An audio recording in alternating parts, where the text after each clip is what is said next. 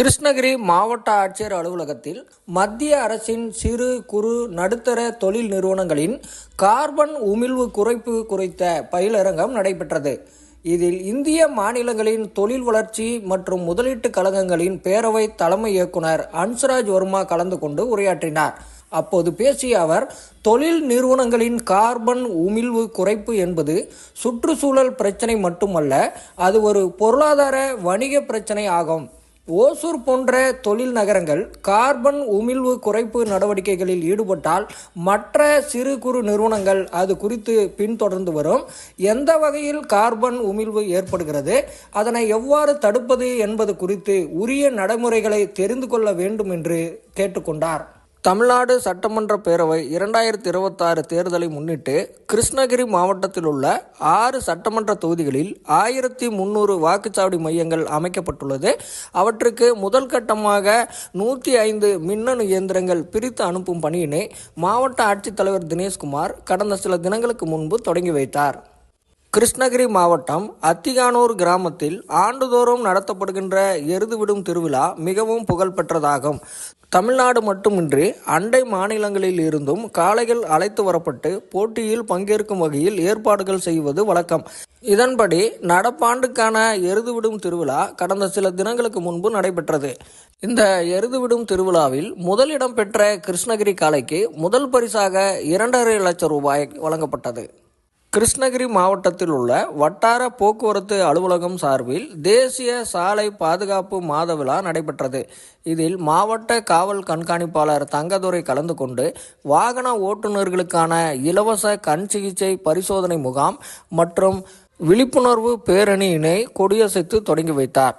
தமிழக இளைஞர் நலன் மற்றும் விளையாட்டு மேம்பாட்டுத் துறையின் சார்பில் கிருஷ்ணகிரி மாவட்ட விளையாட்டு அரங்கில் கடந்த சில தினங்களுக்கு முன்பு இது நம்ம ஆட்டம் நிகழ்ச்சி நடைபெற்றது. இதில் கிருஷ்ணகிரி மாவட்டத்தைச் சேர்ந்த 37 வயதுக்குட்பட்டோர் 6300 பேர் கலந்து கொண்டு பல்வேறு போட்டிகளில் பங்கேற்றனர்.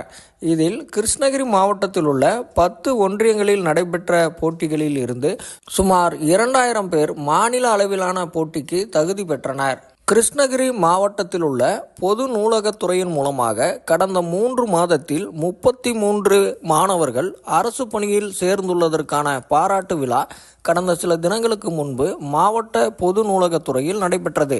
குங்ஃபூ தற்காப்பு கலை சாம்பியன்ஷிப் போட்டி 2025 கடந்த சில தினங்களுக்கு முன்பு புதுடில்லியில் நடைபெற்றது. இதில் கிருஷ்ணகிரி மாவட்டத்தைச் சேர்ந்த 13 பள்ளி மாணவர்கள் தங்கம், வெள்ளி மற்றும் வெண்கல பதக்கங்களை வென்று சாதனை புரிந்தனர்.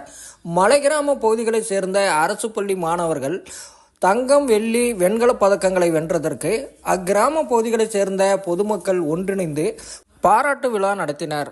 கிருஷ்ணகிரி அரசு பெண்கள் மேல்நிலைப் பள்ளியில் மாற்றுத்திறனாளிகளுக்கான சிறப்பு தனியார் துறையின் வேலைவாய்ப்பு முகாம் கடந்த சில தினங்களுக்கு முன்பு நடைபெற்றது. இந்த முகாமில் 120க்கும் மேற்பட்ட பிரபல தனியார் நிறுவனங்கள் கலந்து கொண்டு பணி நாடுனர்களை தேர்வு செய்தனர். இதில் 1000க்கும் மேற்பட்ட மாற்றுத்திறனாளிகள் கலந்து கொண்டு அதில் முதல் கட்டமாக சுமார் 200 மாற்றுத்திறனாளிகளுக்கு பணி நியமன ஆணைகளை மாவட்ட ஆட்சித்தலைவர் தினேஷ்குமார் வழங்கினார். கிருஷ்ணகிரி மாவட்டத்தில் உள்ள கிருஷ்ணகிரி அணையில் இருந்து 2ஆம் போக பாசனத்திற்காக மாவட்ட ஆட்சித்தலைவர் தினேஷ்குமார் கடந்த சில தினங்களுக்கு முன்பு தண்ணீர் திறந்துவிட்டார்.